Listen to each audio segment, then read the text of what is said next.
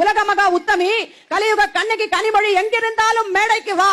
உனக்கு வெக்கம் மானம் சூடு சொரணை இருந்தால் தமிழ்நாட்டில் 2021க்கு முன்பாக ஊர் ஊரா போய் என்ன கூறினாய்? தமிழ்நாட்டில் இளம் விதவைகள் அதிகமாகி விட்டார்கள், இன்றைக்கு கள்ளச்சாராயமும் கஞ்சாவும் பெருகிவிட்டது என்று வாய் கூசாமல் பேசினாயே.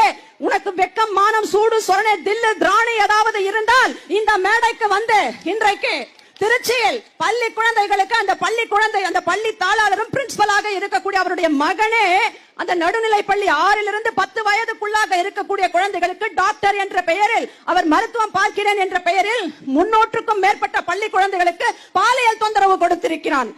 தர்மபுரியில் NCC கேம்ப் என்று கோரி அங்கேயும் ஹையர் செகண்டரி ஸ்கூல்ல 300க்கும் மேற்பட்ட பெண் குழந்தைகள் மட்டும் படிக்கக்கூடிய பள்ளியில் பாலியல் தொந்தரவை பல மாதங்களாக கொடுத்திருக்கிறார்கள். இங்கே சென்னையில் இருக்கக்கூடிய கல்லூரியில் ஒரு ப்ரொஃபசர் வளர்ந்த இளம் பெண்களுக்கு பாலியல் தொல்லை கொடுத்திருக்கிறார். முந்தானேத்து நம்முடைய சென்னை உயர் நீதிமன்றமே கண்டித்து